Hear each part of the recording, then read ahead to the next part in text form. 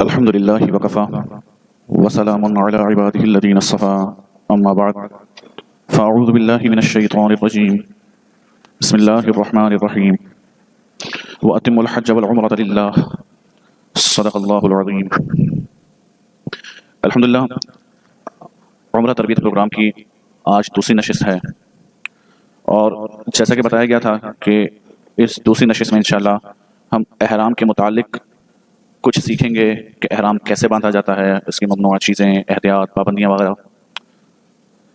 تو انسان جس وقت حج یا عمرے کی نیت سے تلبیہ پڑھ لیتا ہے تو اس پر چند چیزیں حلال ہو جاتی ہیں اس احرام کی وجہ سے. اسی وجہ سے اس کو احرام کہا جاتا ہے. اور عام طور پر ان دو چادروں کو بھی احرام کہتے ہیں جن کو عمرہ کرنے والا یا حج کرنے والا حالت احرام میں استعمال کرتا ہے. البتہ علماء کا اس بات پر اتفاق ہے کہ احرام جو ہے یہ حج اور عمرہ کے فرائض میں سے ہیں. تو اب ہم دیکھتے ہیں کہ احرام کی تیاری کس طرح کی جائے. تو سب سے پہلے ہم مردوں کے لیے دیکھتے ہیں طریقہ کیا ہے اس کا. تو مرد حضرات جب احرام باندھنے کی تیاری کریں، نیت کریں اس کی، تو سب سے پہلے تو یہ کٹوا لیں، حجامت بنوا لیں، مونچھیں کتروا لیجئے. اسی کے ساتھ ہاتھ اور پاؤں کے ناخن بھی کاٹ لیجئے پہلے سے. غیر ضروری بال بھی صاف کر لیجئے. ممکن ہو، آسانی ہو تو غسل کر لیجئے کہ مسنون عمل ہے. اور اگر عذر ہو، کوئی معاملہ ہو تو وضو بھی کیا جا سکتا ہے. یعنی غسل کرنا کوئی فرض یا واجب نہیں ہے، وضو کیا جا سکتا ہے. اسی طرح احرام کی نیت سے پہلے بدن پر خوشبو بھی لگائی جا سکتی ہے، بلکہ لگانی بھی چاہیے، مسنون عمل ہے یہ بھی، لیکن احرام کی نیت سے پہلے. اس کے بعد یہ ساری جب تیاریاں ہو جائیں تو احرام کی دونوں چادریں پہن لیجئے اور جسم سے تمام کپڑے ہٹا دیجئے. یاد رکھیے اس میں عموماً مرد حضرات کوتاہی کرتے ہیں وہ اس طرح سے کہ احرام کی نیت جب بندہ کر لیتا ہے، یہ مردوں کی بات کر رہا ہوں، تو اس کے بدن پر صرف یہ دو چادریں ہونی چاہیے. اس کے علاوہ بدن پر سے تمام کپڑے ہٹا لینے چاہیے. بعض حضرات کرتے ہیں کہ بنیان نہیں اتارتے، یا بعض حضرات جو ہے انڈر ویئر وغیرہ جو ہے استعمال کرتے ہیں تو اس کو اتارتے نہیں ہیں، چاہے وہ شرم کی وجہ سے، جھجک کی وجہ سے، کسی بھی وجہ سے نہیں اتارتے. تو یاد رکھیے یہ غلط ہے، اس کو اتار دینا چاہیے، ورنہ اس انڈر ویئر یا بنیان یا کسی بھی کپڑے کی موجودگی میں جو بدن کی حیت پر سلا ہوا ہو اور وہ انسان نے پہنا ہوا ہو ان چادروں کے نیچے، تو وہ اس سے دم واجب ہونے کا خطرہ موجود ہے. تو تمام کپڑے بدن سے علیحدہ کر لیں اور احرام کی دونوں چادریں پہن لیجئے.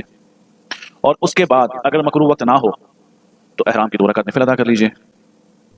اب کچھ تصویروں کی مدد سے ہم کوشش کرتے ہیں کہ احرام باندھنے کا طریقہ سمجھا سکیں. دیکھیں اسکرین پر 3 تصویریں موجود ہے. پہلی تصویر جو ہے اس میں تہبند باندھنے کا طریقہ بتایا گیا ہے کہ جو نیچے تہبند باندھی جاتی ہے اس چادر کے دونوں سروں کو آگے سے پکڑ لیجئے اور ایک طرف لے جائیں. اس کے بعد اس کو مخالف سن پر ایک بل دے دیجئے، بس اتنا کافی ہو جائے گا. پھر اس کے بعد اس پر بیلٹ باندھ دیجئے. بیلٹ باندھنے کے بعد جو اضافی اوپر چادر ہے اس کو فولڈ کر لیجئے. بس یہ آسان طریقہ، یہ تہبند کا عمل ہو گیا. اس کے بعد جو اوپر کی چادر ہے اس کو آپ بدن کے اوپر لپیٹ لیجئے. یہ آپ کا احرام جو ہے مکمل ہو گیا. تمام تصویریں ایک ساتھ ہی اسکرین پر موجود ہے، البتہ اس میں ایک چھوٹی سی وضاحت ضرور ہے. وہ وضاحت یہ، اس وقت اسکرین پر آپ کے سامنے 2 تصویریں موجود ہیں. ایک پر رائٹ کا نشان لگا ہے، ایک پر کراس کا نشان لگا ہے. تو جو کراس کا نشان ہے، یاد رکھیے یہ حالت گھر سے نکلتے ہوئے احرام کی ہماری نہیں ہونی چاہیے. حاجی یا عمرہ کرنے والی غلطی کرتا ہے کہ گھر سے نکلتے ہوئے اس حالت میں، یعنی کہ اپنے دائیں کندھے کو ننگا کرتا ہے. اس کو ہم کہتے ہیں استباح. یہ استباح اس وقت ہم نے نہیں کرنا، یہ استباح آگے جا کر ہم نے کرنا ہے. کب کرنا ہے وہ انشاءاللہ آگے ہم نشست میں بتا دیں گے، لیکن فی الحال یہ عمل ہمارا یہاں پر درست نہیں ہے. جس تصویر کے اوپر یہ رائٹ کا نشان لگا ہے یہ احرام کی درست حالت ہے کہ دونوں کندھوں کو ڈھانپا ہوا ہونا چاہیے اور اسی حالت میں آپ نے گھر سے روانہ ہونا ہے. پھر یہ جو استباح کا عمل ہے طواف میں ہوتا ہے، انشاءاللہ اس نشست کے اندر جب بتایا جائے گا اس میں تفصیل بتا دی جائے گی. تو اس میں احتیاط کریں کہ گھر سے نکلتے ہوئے یہ استباح نہ ہو، جس کو دائیں کندھا ننگا کرنا کہتے ہیں، اور اپنے دونوں کندھوں کو ڈھانپ کر چلیں. یہ تو تھا مردوں کا طریقہ. خواتین کا طریقہ بھی سن لیجئے. خواتین بھی احرام کی تیاری سے پہلے ہاتھ اور پاؤں کے ناخن کاٹ لیں، غیر ضروری بال صاف کر لیجئے. وہ بھی اگر غسل کرنا چاہتی ہیں تو کر لیں، عذر ہو تو وضو سے بھی گزارا ہو سکتا ہے. البتہ مردوں اور عورتوں کے احرام میں ایک بنیادی فرق یہ ہے کہ مردوں کا احرام 2 چادریں جو ہم نے بتایا کہ اس کو پہننا ہے، اور اس کے علاوہ کوئی بھی کپڑا بدن پر ان کے نہیں ہونا چاہیے. البتہ خواتین کا جو احرام ہے وہ کوئی مخصوص احرام نہیں ہے، احرام کا کوئی لباس نہیں. خواتین کا احرام وہی ہے جو وہ گھر کے کپڑے پہنتی ہے. گھر میں وہ جو کپڑے پہنتی ہے، گھر میں جو عبایا پہنتی ہے، وہی اس کا احرام ہے. الگ سے اضافی چیز بھی عورت نے استعمال نہیں کرنی، یا مردوں کی طرح ایسا نہیں کہ 2 چادریں لپیٹ لی، ایسا نہیں ہے. بلکہ وہ جو گھر کا لباس پہنتی ہے، جو گھر میں عبایا پہنتی ہے، وہی اس عورت کا احرام ہے. البتہ ہاتھوں پر سے کپڑا اور چہرے پر سے کپڑا ہٹانا یہ ضروری ہے خواتین کے لیے، یعنی چہرہ کھلا ہوا ہونا ضروری ہے. لیکن عورت پر پردہ بھی ضروری ہے کہ وہ بھی اس کا ہونا بھی، اس پردے کی موجودگی بھی ضروری ہے. ایسا نہ ہو کہ ہم عمرے پر جا رہے ہوں یا حج پر جاتے ہوں اور وہاں بے پردگی کریں کہ احرام میں تو چہرے پر پردہ نہیں ہونا چاہیے. ایسا نہیں ہے. چہرے پر کپڑا لگنا نہیں چاہیے خواتین کو، چہرے سے کپڑا ہٹانا ضروری نہیں ہے. اس کا طریقہ یہ ہوتا ہے کہ جیسے ایک ہیڈ ملتا ہے مارکیٹ کے اندر جو تصویر میں آپ کے موجود ہے، اس طرح کا خواتین ایک ہیڈ لے لیں، اس ہیڈ کے آگے کپڑا لٹکا ہوا ہوتا ہے، یہ پہن لیا کریں. اس سے فائدہ یہ ہوگا کہ جو احرام کی پابندی ہے خواتین کے اوپر کہ کپڑا چہرے پر نہ لگے، تو اس سے بچت بھی ہو جائے گی اور چہرے کا پردہ بھی ہو جائے گا. تو خلاصہ یہ کہ خواتین کا جو احرام ہے وہ وہی ہے جو گھر کا لباس پہنتی ہے. البتہ صرف اتنا فرق ہے کہ چہرے کے اوپر جو اسکارف وہ پہنتی ہے عام حالت میں وہ اسکارف نہیں ہوگا، بلکہ اس طرح کا وہ ہیڈ پہن لے گی جس کی وجہ سے پردہ بھی ہو جائے گا اور احرام کی جو پابندی ہے وہ بھی پوری ہو جائے گی. تو خواتین بدستور سلوار کپڑے پہنے رکھیں. مردوں کے لیے جو چپل کا استعمال ہے وہ عام چپل استعمال نہیں کر سکتے، بلکہ جیسے ہوائی چپل دو پٹی والی ہم استعمال کرتے ہیں یا آج کل مخصوص سینڈلز آ گئے ہیں اس کا استعمال رکھیں. خواتین ہر طرح کی چپل جوتی استعمال کر سکتی ہے، ان کے لیے یہ پابندی بھی نہیں ہے. اس کے بعد اگر مکروہ وقت نہ ہو یا خصوصا نہ چل رہے ہوں تو احرام کی 2 رکعت نفل بھی پڑھ لیجئے. تو یہ خواتین کا احرام ہو گیا. اب بس اوقات ایسا ہوتا ہے کہ ہمارے ساتھ بچے بھی ہوتے ہیں اس سفر کے اندر، تو وہ بچے نابالغ بچے، چاہے مرد چاہے بالغ بچہ ہو چاہے بالغ جو بچی ہو، تو ان کے احکامات تو بڑوں کی طرح ہے. لیکن اگر بچہ نابالغ ہے تو یاد رکھیے نابالغ بچے پر عمرہ یا حج جو ہے وہ ضروری فرض نہیں ہے، لیکن اگر وہ کریں گے تو وہ درست ہو کر نفل کے درجے میں ہو جائے گا. اب جو نابالغ بچہ ہوتا ہے 2 طرح کا ہوتا ہے. ایک وہ نابالغ بچہ جو سمجھدار ہوتا ہے، باتوں کو سمجھتا ہے، جیسے ہمارے 8-9 سال کا بچہ ہوتا ہے، اور ایک وہ نابالغ بچہ جو بہت ہی چھوٹا ہوتا ہے، جیسے 3-4 سال کا ہمارے بچہ ہوتا ہے. تو ایسا بچہ جو نابالغ ہونے کے ساتھ ساتھ ناسمجھ بھی ہو، یعنی جو بات کو نہ سمجھے اور جواب نہ دیں، تو اس کے حرام یہ ہے کہ اس کو 2 چادریں پہنا دیجئے، اس کو بھلے پن وغیرہ لگا لیں، آرام سی لیجئے، کچھ فرق نہیں پڑتا. اور اس کے بعد اس کا سرپرست یا والد اس بچے کی طرف سے تلبیہ پڑھے اور نیت بھی کر لیں کہ میں نے اس بچے کو حج یا عمرے کے احرام میں داخل کر دیا اور اس بچے کو اپنے ساتھ لے کر حج کے مناسک یا عمرے کے مناسک عمرہ ادا کرے. اسی طرح اگر نابالغ بچہ ہے اور سمجھدار بھی ہے، جیسے میں نے بتایا کہ 9-10 سال کا بچہ ہے، بات کو سمجھتا ہے، تو اس کو چاہیے کہ وہ خود ہی احرام باندھ کر نیت کرے. اب والد والدہ یا سرپرست اس کی طرف سے نیت نہ کرے، وہ بچہ خود نیت کرے، بچہ خود تلبیہ پڑھے. اس کے بعد اس نابالغ بچے کو احرام کی ممنوع چیزیں سمجھا دینی چاہیے، بتا دینا چاہیے کہ یہ چیزیں احرام کی حالت میں نہیں کی جاتی. لیکن اگر وہ احرام کی ممنوعات میں سے کوئی کام کر جاتا ہے تو اس سے فرق نہیں پڑتا ہے، اس پر کوئی دم لازم نہیں آئے گا. کوشش کرنی چاہیے کہ وہ ان چیزوں سے بچ جائے. نہیں پاتا تو اس سے فرق نہیں پڑتا، اس پر کوئی دم وغیرہ نہیں آئے گا. اب احرام سے متعلق ایک مشورہ کہ ابھی آپ نے احرام کی چادریں باندھ لی، خواتین نے احرام کی تیاری کر لی، بچوں نے بھی احرام کی تیاری کر لی، لیکن ابھی احرام کی نیت ہم نے نہیں کی ہے. ٹھیک ہے، تو احرام سے متعلق ایک مشورہ یہ ہے کہ پہلی بات تو یہ یاد رکھیے کہ احرام کی پابندیاں اس وقت شروع ہوتی ہے جب کوئی شخص احرام کی نیت کر لے. 2 چادریں باندھ لینے کے بعد احرام شروع نہیں ہوتا، یہ احرام کی تیاری ہے. احرام شروع ہوتا ہے نیت کر لینے کے بعد. تو آج کل جو قانونی اور انتظامی معاملات کی وجہ سے بسا اوقات ایسا ہوتا ہے کہ سفر آپ کا تاخیر کا شکار ہوتا ہے، یا کبھی ایسا بھی ہوتا ہے کہ سفر معطل ہو جاتا ہے کسی بھی وجہ سے، فلائٹ لیٹ ہو جاتی ہے، 24 گھنٹے لیٹ ہو جاتی ہے، 2 دن لیٹ ہوتی ہے، یا کبھی ایسا ہوتا ہے سفر کے لیے جہاز میسر نہیں ہوتا تو فلائٹ کینسل ہو جاتی ہے. تو اگر آپ نے گھر سے نکلتے ہوئے ہی احرام کی نیت کر لی تو آپ کے لیے پریشانی شروع ہو سکتی ہے کہ فلائٹ لیٹ ہوئی، کینسل ہو گئی، اب احرام کی پابندی آپ کو کرنی ضروری ہے. جب تک آپ وہاں نہیں جائیں گے اب آپ احرام کی حالت میں ہیں. تو اس سے بچنے کے لیے طریقہ یہ ہوتا ہے کہ بھلے آپ چادریں گھر سے پہن لیجئے، کیونکہ بعض لوگوں کو جہاز میں یا ایئرپورٹ پر احرام باندھنے میں مشکل کا سامنا ہوتا ہے، وہ گھر سے چادریں باندھ لیں. نیت نہ کریں. نیت کب کریں گے؟ جب جہاز چل جائے، 1 گھنٹہ 1.5 گھنٹہ 2 گھنٹے ہو جائیں، اس کے بعد جب اب یقین ہو گیا اب جہاز نے واپس نہیں آنا، اب وہ نیت کر لیں. اس سے پہلے نیت نہ کریں. اور بعض وہ لوگ جن کی کنیکٹڈ فلائٹ ہوتی ہیں وہ تو قطعاً جو ہے وہ احرام کی نیت نہ کریں، بلکہ جب وہ اگلی فلائٹ میں بیٹھیں اس کے بعد جا کر وہ احرام کی نیت کریں کہ اگر کسی وجہ سے یہ آپ کی فلائٹ کینسل ہوتی ہے یا لیٹ ہوتی ہے تو آپ کو پریشانی نہ ہو. اب کچھ ایسی باتیں جو عوام الناس میں مشہور ہیں، کچھ غلط فہمیاں ہیں عوام الناس میں، تو اس کی نشاندہی کی جائے گی تاکہ اس سے بھی بچا جا سکے. تو یہ یاد رکھیے کہ احرام کے جو نوافل ہوتے ہیں، نفل ہوتے ہیں، یہ سر ڈھانپ کر پڑھنے چاہیے. ہمارے یہاں ہوتا یہ ہے کہ گھر پہ جب احرام کی چادریں ہم باندھ لیتے ہیں اور اس کے بعد احرام کے نفل پڑھتے ہیں تو ہم سر کو ننگا کر لیتے ہیں، سر پہ ٹوپی یا سر پہ چادر ہمارے نہیں ہوتی. تو اس کا اصول اتنا یاد رکھیے کہ احرام کی نیت سے پہلے جتنی بھی نمازیں ہم پڑھیں گے، چاہے وہ احرام ہی کے نفل کیوں نہ ہو، وہ تمام کے تمام سر ڈھانپ کر پڑھیں گے. اور احرام کی نیت ہونے کے بعد جتنی بھی نمازیں پڑھیں گے، چاہے وہ نوافل ہوں، چاہے ہوں، واجبات ہو، سنتیں، کچھ بھی پڑھیں اور جتنی بھی پڑھیں گے وہ سب کے سب ننگے سر پڑھیں گے. اس وقت سر پر چادر ہمارے نہیں ہوگی. تو یہاں پر عموماً غلطی کرتے ہیں کہ احرام کے نوافل نفل جب ہم پڑھتے ہیں تو سر کو ننگا کر لیتے ہیں، اور بعد میں احرام باندھنے کے بعد جب نمازیں پڑھتے ہیں حرم میں تو سر کو ڈھانپ لیتے ہیں. یہ دونوں ہی باتیں غلط ہیں، تو اس سے احتیاط کرنی چاہیے. اسی طرح بعض لوگ سمجھتے ہیں کہ احرام شروع ہونے کے بعد، یعنی جب احرام کی آپ نے نیت کر لی اس کے بعد حلال ہونے تک یہ جو احرام کی مخصوص چادریں ہیں ان کو ہر وقت پہنے رکھنا ضروری ہے، اور اگر ان کو اتار دیا یا کسی ضرورت کی وجہ سے جسم ہمارا ننگا ہو گیا تو احرام ٹوٹ جاتا ہے۔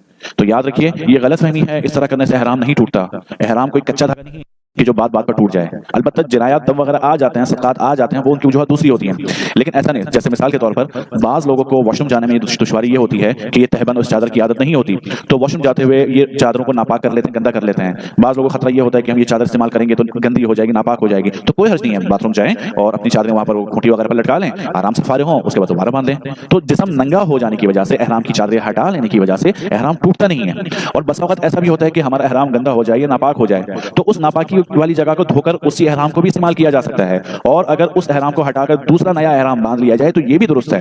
تو جب ایک دفعہ نیت کر لی اس کے بعد آپ اس احرام کی چادروں کو بدل بھی سکتے ہیں، ہٹا سکتے ہیں، کوئی فرق نہیں پڑتا ہے۔ اسی طرح خواتین کے معاملات بھی کہ فلائٹ کا ہمارا شیڈول اس طرح ہوتا ہے کہ بسا اوقات خواتین کے مخصوص ایام شروع ہو جاتے ہیں اور وہ یہ سمجھتی ہے کہ ایسی حالت میں احرام شروع نہیں ہو سکتا۔ مثال کے طور پر اگر کسی کی فلائٹ 2 دن بعد کی ہے اور اس خاتون کو آج مخصوص ایام شروع ہو جائیں، یعنی سفر سے پہلے اب وہ پریشان ہوتی ہے اور کہتی ہے کہ تو ناپاکی کے دن ہیں اور اس میں احرام ہم شروع نہیں کر سکتی ہیں، تو یہ بھی غلط بات ہے۔ اس حالت میں بھی احرام شروع کیا جا سکتا ہے، بلکہ کرنا ضروری ہے، اس لیے کہ جب آپ یہاں سے جائیں گی تو مکہ میں داخل ہونے سے پہلے آپ نے احرام شروع کرنا ضروری ہے، احرام کی نیت کرنا ضروری ہے۔ البتہ اس حالت میں احرام شروع کرنے سے پہلے کے جو نفل ہے وہ پڑھنا جائز نہیں، وہ نہیں پڑھیں گے، اور احرام سے پہلے بھی کام ہے، یعنی غسل کرنا وغیرہ تھا یا ناخن کاٹنا وغیرہ، یہ سب کام کیے جا سکتے ہیں۔ تو خلاصہ یہ ہے کہ اگر اس طرح کے مخصوص ایام شروع ہو بھی جائیں تو یہاں سے احرام کی نیت بھی کریں گی اور وہاں جائیں گی بھی، اور اس سے پہلے جو غسل اور وضو وغیرہ کے معاملات ہیں وہ سب کریں گے۔ بس صرف اتنا کام ہے کہ جو نفل وغیرہ جیسے عام حالت میں نماز نہیں پڑھ سکتی تو اس میں بھی نماز نہیں پڑھ سکتی، اور وہاں پہنچنے کے بعد، مکہ پہنچنے کے بعد آپ مسجد الحرام نہیں جائیں گے، بلکہ اپنے ہوٹل میں رہیں اور پاک ہونے کا انتظار کریں۔ البتہ مسجد الحرام کا جو باہر والا صحن ہے وہاں جا سکتی ہے کہ وہ مسجد کا حصہ نہیں ہے، کہ وہاں جانا چاہیں بالکل اس صحن میں جا سکتی ہیں، وہاں جا کر بیٹھیں، وہاں جا کر ذکر اذکار کریں، حرم کے اندر نہیں جا سکتی کہ وہ سخت گناہ ہے۔ باقی سارے کام ضرور کر سکتی ہیں، آپ نماز نہ پڑھیں، اور جب اب اتنا مسئلہ جب ہمیں سمجھ میں آ گیا کہ اس حالت میں احرام شروع کیا جا سکتا ہے، اس کے بعد پھر ایک غلطی ہماری خواتین کرتی ہیں، وہ یہ کہ جب پاک ہو جاتی ہیں وہاں پر تو پھر جاتی ہیں وہاں سے مسجد عائشہ اور وہاں جا کر احرام کی نیت کرتی ہیں اور عمرہ کرتی ہیں، تو یہ بھی غلط ہے۔ اگر اس طرح کر دیا، مسجد عائشہ چلی گئی تو دم واجب آ جائے گا۔ طریقہ اس کا یہ ہے، غور سے سنیے، وہ خواتین جو پاکستان سے یا کسی بھی ملک سے جاتی ہیں اور ایام مخصوص ان کے شروع ہو جاتے ہیں، وہ گھر سے نکلتے ہوئے احرام کی نیت کریں گی اور اب وہ احرام کی پابندیاں ان پر لازم ہو جائیں گی۔ وہاں جا کر نماز نہیں پڑھیں گی، قرآن کی تلاوت وغیرہ کے جو معاملات ہیں وہ نہیں ہوں گے، ذکر اذکار کر سکتی ہے، مسجد الحرام کے باہر والے صحن میں بھی جا کر بیٹھ سکتی ہے۔ اب جب وہ پاک ہو جائے، پاک ہونے کے بعد وہ غسل کرے اور غسل کر کے سیدھی مسجد الحرام میں جائے اور عمرہ کرے۔ اب کہیں عائشہ یا کسی اور جگہ جانے کی ان کو ضرورت نہیں ہے، بلکہ ان کا یہ احرام جو گھر سے نکلتے ہوئے شروع کیا تھا وہ بدستور اسی احرام میں ہے، نئے احرام کی نیت کہیں سے بھی وہ نہیں کریں گی۔ تو امید ہے یہ بات سمجھ میں آ گئی ہوگی۔ دوسری بات یہ کہ آج کل مارکیٹ کے اندر ایک رومالی ملتی ہے، سفید کلر کی رومالی، جس کو خواتین خریدتی ہیں اور اس کو احرام کا حصہ سمجھتی ہیں، اور مارکیٹ میں بھی یہ بک رہا ہوتا ہے کہ خواتین کا احرام۔ میں شروع میں وضاحت کر چکا ہوں کہ خواتین کا مخصوص احرام کچھ بھی نہیں ہے، ان کا احرام وہی ہے جو گھر کے وہ کپڑے پہنتی ہیں، اور خواتین اس رومالی کو سر پر باندھتی ہے اور اس کو احرام کا حصہ سمجھتی ہے۔ پہلے دور میں ہوتا یہ تھا، خواتین ہماری یہ رومالی سر پر باندھتی تھی وہ اس لیے کہ سر کے بال نہ ٹوٹے اور اس پریشانی سے بچ سکے، لیکن وقت گزرنے کے ساتھ ساتھ لوگوں نے اس کو احرام کا حصہ سمجھنا شروع کر دیا۔ تو یہ یاد رکھیے، یہ احرام کا حصہ نہیں ہے یہ رومالی، بلکہ اس کو احرام سمجھ کر سر پر باندھتی ہیں جب خواتین، تو اور بہت ساری خرابیوں میں مبتلا ہو جاتی ہیں۔ جیسے بعض خواتین اس اوڑھنی کو سر پہ جو باندھی جاتی ہے وضو کی حالت میں بھی نہیں اتارتی اور نہ ہی اس کے نیچے ہاتھ داخل کر کے سر کا مسح کرتی ہیں، بلکہ اسی اوڑھنی کے اوپر ہی گیلا ہاتھ پھیر لیتی ہیں، جس کی وجہ سے مسح کا اثر نیچے بالوں تک نہیں پہنچتا۔ اب آپ جانتی ہیں کہ مسح کرنا ضروری ہے وضو میں، اگر مسح نہیں کریں گے تو وضو نہیں ہوگا، جب وضو نہیں ہوگا تو نماز نہیں ہوگی، وضو نہیں ہوگا طواف نہیں ہوگا، کہ حالت طواف جو ہے یہ بغیر وضو کے نہیں ہوتا، اور جب طواف نہیں ہوگا تو آپ کا عمرہ بھی نہیں ہوا۔ تو اس چھوٹی سی رومالی کے چکر میں بہت ساری خرابیاں آتی ہیں۔ دوسری خرابی یہ آتی ہے کہ خواتین جب اس رومالی کو سر پہ تو بالکل پیشانی پر باندھتی ہے، اور اس پیشانی والے حصے کو کھلا رکھنا ضروری ہے عورت کے لیے، اگر وہ پیشانی چھپی رہ گئی ایک دن یا ایک رات کی بقاطع تو دم واجب آ جائے گا۔ تو اس اوڑھنی کی وجہ سے مختلف مسائل پیدا ہوتے ہیں، تو اگر خواتین اس رومالی کو کسی وجہ سے باندھنا چاہتی ہے باندھ سکتی ہے، البتہ یہ احتیاط دیکھ لیں کہ مسح کرتے ہوئے مسح اس کے نیچے سے کرنا ہے، یعنی بالوں پر سے کرنا ہے، اس رومالی کو اوپر سے مسح نہیں کرنا۔ دوسری بات، جب اس رومالی کو باندھیں تو پیشانی کے اوپر سے باندھیں، پیشانی کو ڈھانپنا نہیں ہے اس سے۔ تو اگر کوئی باندھنا چاہتا ہے تو منع نہیں ہے، لیکن احتیاط ضرور ہے۔ ساتھ میں مرد حضرات کے بھی معاملات کچھ اس طرح سے ہوتے ہیں کہ وہاں پر مرد حضرات جب احرام باندھتے ہیں تو ان کی چادر جو تہبند ہوتی ہے نیچے والی، یہ ناف سے نیچے سرک جاتی ہے اور اس پر کوئی توجہ بھی نہیں دی جاتی ہے، لیکن یاد رکھیے ناف جو ہے یہ مردوں کے لیے سطر میں داخل ہے، اس کو ڈھانپنا چاہیے۔ اگر سطر کھلا رہ گیا تو نہ نماز ہوگی نہ ہی طواف ہوگا، اور جب طواف نہیں ہوگا تو عمرہ بھی نہیں ہوگا اور نماز تو ویسے ہی گئی آپ کی۔ اور دوسری بات یہ کہ تھوڑی سی شرم کی بات بھی یہ ہے کہ ہمارے ساتھ وہاں پر خواتین ہوتی ہے، ہمارے اپنے گھر کی خواتین بھی ہوتی ہیں اور ساتھ جو گروپ میں لوگ ہوتے ہیں ان کے گھر کی بھی خواتین ہوتی ہے، تو یہ تو انتہائی نامناسب بات ہے کہ ناف سے نچلا حصہ ایک مرد دوسرے مرد کو بھی نہیں دکھا سکتا، اس کے لیے بھی جائز نہیں ہے کہ ایک مرد دوسرے مرد کا ناف سے نیچے کا حصہ دیکھے، چاہے جائے کہ کوئی عورت کی نظر پڑے۔ تو کوشش یہ کریں، کوشش کیا بلکہ بالکل لازمی ہر حالت میں آپ نے ٹخنوں کو کھلا رکھنا ہے، ناف کو ڈھانپ کر رکھنا ہے، تو اس چیز کا بھی خیال کریں اور احتیاط کریں۔ اب کچھ چیزوں کے بارے میں بتایا جائے گا جو احرام کی حالت میں منع ہے کہ ان چیزوں سے احتیاط کرنی چاہیے، جیسا کہ مرد کے لیے سلا پہننا منع ہے، ہر وہ کپڑا جو بدن کی حیت پر سلا ہوا ہو، جیسا کہ شلوار ہے، قمیض ہے، بنیان ہے، انڈر ویئر ہے، اس طرح کی کوئی بھی چیز جو بدن کی حیت پر سلی ہوئی ہو مرد اس کو استعمال نہیں کر سکتا، البتہ خواتین پہنے گی۔ اسی طرح مرد کے لیے ایسا جوتا، چپل یا سینڈل بھی پہننا منع ہے جس سے پاؤں کی ابھری ہوئی ہڈی چھپ جائے، وہ ابھری ہوئی ہڈی جس پر عموماً بال وغیرہ بھی نکل آتے ہیں۔ خواتین کو البتہ اجازت ہے جیسا بھی چاہے جوتا چپل استعمال کر سکتی ہیں، مرد حضرات ایسے جوتے چپل استعمال نہیں کریں گے بلکہ ان کو چاہیے کہ وہ ہوائی چپل وغیرہ استعمال کریں۔ احرام کی حالت میں چہرے اور سر کا ڈھانپنا منع ہے، مرد حضرات کے لیے نہ وہ چہرے کو ڈھانپ سکتے ہیں نہ وہ سر کو ڈھانپ سکتے ہیں، ان کا سر بھی ننگا رہے، چہرے پر بھی کوئی کپڑا نہیں ہوگا۔ اسی طرح احرام کی حالت میں جسم اور چادر پر خوشبو لگانا منع ہے۔ اس کا طریقہ یہ ہوتا ہے کہ جب احرام کی چادر لپیٹ لیں بدن پر، اس سے پہلے آپ خوشبو لگا لیں اگر لگانا چاہتے ہیں، لیکن وہ خوشبو ایسی ہو جس کا نشان نہ آئے، بغیر نشان مدبہ وغیرہ نہ پڑے۔ لیکن جب احرام کی دفعہ نیت کر لی تو اب اس کے بعد کوئی بھی ایسا کپڑا آپ استعمال نہیں کر سکتے، کوئی ایسی چادر استعمال نہیں کر سکتے جس پر خوشبو لگی ہوئی ہو، اور نہ ہی جو آپ کے احرام کے کپڑے ہیں اس کے اوپر خوشبو لگا سکتے ہیں۔ یہ حکم مرد اور خواتین دونوں کے لیے ہے۔ اسی طرح بدن کے کسی بھی حصے کے بال کاٹنا، نوچنا، کھینچنا، نیز ناخن کاٹنا، کترنا، یہ سب منع ہے، بالکل بھی نہیں کر سکتے۔ جو حضرات پان کے شوقین ہیں وہ الائچی، لونگ اور خوشبودار تمباکو والے پان، خوشبودار چیز، اس طرح کی چیزیں کھانا یہ بھی مکروہ عمل ہے، اس کو بھی نہیں کھانا چاہیے۔ احرام کی حالت میں خوشبودار کپڑا، ٹشو پیپر، صابن، شیمپو، یہ تمام چیزیں منع ہیں، یہ بھی استعمال نہیں کر سکتے۔ اس میں ایک بہت بڑی غفلت ہم سے ہو جاتی ہے، غلطی سے یہ ہو جاتا ہے، وہ یہ کہ جب ہم جہاز میں ہوتے ہیں یہاں سے جاتے ہوئے، اور ابھی تو نیا نیا احرام ہمارا شروع ہوتا ہے، تو جب جہاز میں ہمیں کھانا دیا جاتا ہے تو کھانے کے ساتھ ساتھ ایک ٹشو دیا جاتا ہے جس کو ہم ویٹ ٹشو کہتے ہیں۔ وہ دراصل ہوتا یہ ہے کہ ہم جب کھانا کھا لیتے ہیں تو ہاتھ ہمارے خراب ہوتے ہیں، اب ہاتھ دھونے کی نوبت آتی ہے، اور وہ جب ویٹ ٹشو سامنے موجود ہوتا ہے تو ہمیں بڑی خوشی ہوتی ہے کہ چلیں ہمارے ہاتھ صاف ہو جائیں گے، اور ہم غفلت میں اس ٹشو کو استعمال کر جاتے ہیں، حالانکہ اس ٹشو کے اوپر خوشبو لگی ہوئی ہوتی ہے۔ تو احتیاط کرنی چاہیے کہ اس طرح کے ٹشوز وغیرہ استعمال نہ کریں، اس طرح کے کپڑے استعمال نہ کریں جس پر خوشبو لگی ہوئی ہو۔ ازواجی تعلقات، میاں بیوی کے مخصوص تعلقات، بلکہ اس پر ایسی کوئی بھی بات جو اس خواہش کو ابھارنے والی ہو وہ بھی منع ہے، اس کو بھی نہیں کیا جا سکتا۔ اسی طرح کسی جانور کا شکار بھی نہیں کیا جا سکتا، یعنی حتیٰ کہ اپنے کپڑوں یا جسم کی جوں تک کو مارنا منع ہے، البتہ وہ جانور جو نقصان پہنچاتے ہیں ان کو مارا جا سکتا ہے، اس میں کوئی حرج نہیں ہے۔ تو یہ کچھ ممنوع چیزیں تھیں، اور بھی بہت ساری ہیں لیکن ظاہر سی بات ہے بہت طویل وقت درکار ہے اس کے لیے، تو یہ کچھ مخصوص بتا دی گئی آپ حضرات کو۔ تو یہ تو سارے معاملات ہیں ہمارے احرام کی تیاری کے، اور احرام کے حالت میں کن کن چیزوں سے بچنا چاہیے۔ جب یہ ساری باتیں سمجھ لی تو اب اگلا مرحلہ ہے ہمارا نیت کا، کہ احرام باندھنے کے بعد جب ہمارے عمرے کا سفر ہے تو ہم اس کی نیت کیسے کریں گے۔ تو یاد رکھیے نیت دل میں بھی کی جاتی ہے، زبان سے بھی ادا کریں تو یہ زیادہ بہتر ہے، یعنی نیت کا عمل، نیت کے الفاظ اگر دل میں کہہ دیے کافی ہو جائیں گے، زبان سے ادا کریں گے تو یہ بہتر ہے۔ اور عمرے کی نیت کے الفاظ کچھ اس طرح سے ہیں کہ اللہم انی ارید العمرۃ فیسرھا لی وتقبلھا منی، کہ اے اللہ میں عمرہ کرنا چاہتا ہوں یا چاہتی ہوں، اس کو آسان فرما دیجئے اور قبول فرما دیجئے۔ عربی میں یاد ہو بہت اچھی بات ہے، عربی یاد نہیں ہو سکتی تو یہ اردو میں اتنا کہنا بھی آپ کا کافی ہو جائے گا۔ جب یہ نیت کے الفاظ ہم نے کہہ لیے تو اس کے فوراً بعد آپ نے تلبیہ پڑھنا ہے، ایک دفعہ تلبیہ پڑھنا ضروری ہے، 3 مرتبہ پڑھنا مستحب ہے۔ تلبیہ کے الفاظ اس طرح سے ہیں، بلکہ اس سے پہلے کہ تلبیہ جو ہم پڑھیں گے تو مرد حضرات بلند آواز سے پڑھیں گے، بلند اعلان نہیں کرنا لیکن اتنی تیز کہ برابر میں ساتھی آپ کے سن سکے، اتنی بلند آپ کی آواز ہونی چاہیے۔ خواتین بالکل آہستہ سے تلبیہ اپنا پڑھیں گے، وہ بلند آواز سے نہیں پڑھیں گے۔ تلبیہ کے الفاظ یہ ہے لبیک اللہم لبیک، لبیک لا شریک لک لبیک، ان الحمد والنعمت لک والملک لا شریک لک۔ اچھا جی، تلبیہ کی کثرت، یہ جو نیت ہم نے بتائی یا تلبیہ بتایا تو ان دونوں کو ساتھ پڑھنا ہے، پہلے نیت کریں گے اس کے فوراً بعد تلبیہ پڑھنا ہے، ایسا نہ ہو کہ نیت ابھی کی تلبیہ بعد میں جا کر پڑھا، نہیں، دونوں کو ایک ساتھ پڑھنا ہے۔ البتہ مرد حضرات خاص کر اور خواتین بھی تلبیہ پڑھتے ہوئے شرماتے ہیں، کتراتے ہیں، یاد رکھیے اس میں غفلت نہیں کرنی چاہیے کہ بہت بڑی فضیلت ہے۔ کہ حضرت سہل بن سعد رضی اللہ عنہ سے روایت ہے، فرمایا کہ آپ صلی اللہ علیہ وسلم نے فرمایا کہ جب کوئی مسلمان تلبیہ کہتا ہے تو اس کے دائیں بائیں تمام پتھر، درخت اور کنکریاں سب تلبیہ کہتے ہیں، یہاں تک کہ زمین مشرق و مغرب سے پوری ہو جاتی ہے، یعنی جہاں تک زمین ہے سب لبیک اس کے ساتھ پکارتے ہیں۔ اب اتنی بڑی فضیلت کہ جب یہ حاجی یا عمرہ کرنے والا تلبیہ پڑھتا ہے تو اس کے اطراف میں مشرق و مغرب تک جتنے بھی یہ درخت، پتھر اور کنکر وغیرہ ہیں، یہ سب کے سب اس کے ساتھ تلبیہ ہیں، اور ہم صرف شرم کی وجہ سے اس تلبیہ کو چھوڑ دیتے ہیں، اتنی بڑی فضیلت کو چھوڑ دیتے ہیں۔ یہ تو ترانہ ہے حاجیوں کا اور عمرہ کرنے والوں کا، تو اس کو نہیں چھوڑنا چاہیے۔ جب آپ نے یہ تلبیہ اور عمرہ پڑھ لیا، عمرہ کی نیت کر لی اور تلبیہ پڑھ لیا، اب آپ احرام آپ کا شروع ہو چکا۔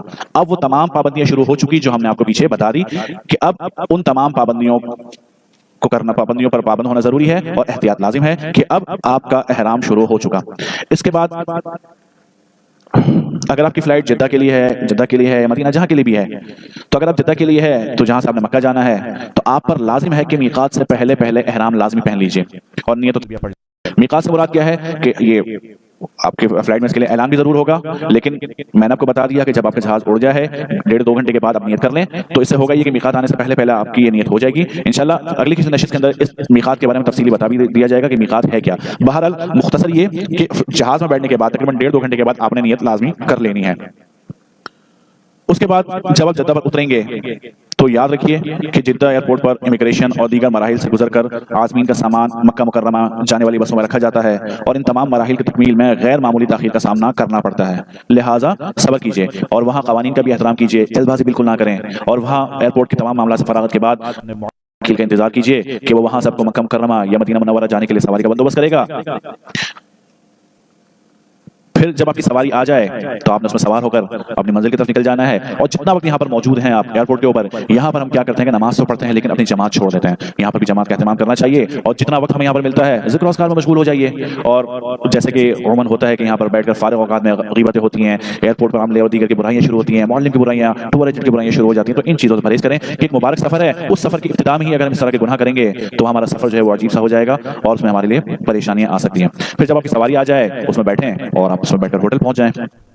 جب ہوٹل پہنچ جائیں تو ہوٹل پہنچنے کے بعد سب سے پہلا کام، کوئی جلد بازی نہیں کرنی ہے۔ وہاں حاجی عمرہ کرنے والا کیا کرتا ہے، جیسے ہی ہوٹل پہنچتا ہے اب اس کو جلدی ہوتی ہے کہ کسی طرح میں حرم جاؤں اور وہاں جا کر عمرہ کروں، کوئی جلدی نہیں کرنی ہے، صبر کیجیے۔ ہوٹل میں اپنی رہائش کا انتظام کیجیے، سامان کی ترتیب کیجیے کہ وہاں سب سے پہلے اپنا کمرہ دیکھیے، کمرے میں جا کر سامان رکھیے، سامان رکھنے کے بعد اگر ضرورت محسوس ہے تو آرام بھی کر لیجیے، کوئی مسئلہ نہیں، کھانا وغیرہ بھی کھا لیجیے، تھکے ہوئے آ رہے ہیں۔ اس کے بعد جب ان تمام مقاموں سے فراغت ہو جائے تب عمرے کی ادائیگی کے لیے مکمل تیاری کے ساتھ مسجد حرام تشریف لے جائیں، اور جانے سے پہلے اپنے ہوٹل کے ایک کارڈ ضرور اپنی جیب میں رکھیے، اپنے بیلٹ کی جیب میں رکھیے، کیونکہ بسا اوقات ایسا ہوتا ہے کہ واپسی میں آپ ہوٹل کا راستہ بھول جاتے ہیں، چونکہ نئی جگہ ہے، اپنا ملک تو ہے نہیں، تو بعد کی پریشانی سے بچنے کے لیے وہ کارڈ اپنے ساتھ ضرور رکھیے۔ تو یہاں ہماری نشست پوری ہوتی ہے، امید ہے کہ انشاءاللہ اس نشست سے آپ حضرات کو فائدہ پہنچے گا۔ اگلی انشاءاللہ نشست جو ہماری ہے اس میں ہم عمرے کا مفصل طریقہ بتائیں گے۔ دعا ہے اللہ رب العزت آپ کے اس سفر کو اپنے دربار میں قبول فرمائے، آمین۔ وآخر دعوانا ان الحمد للہ رب العالمین۔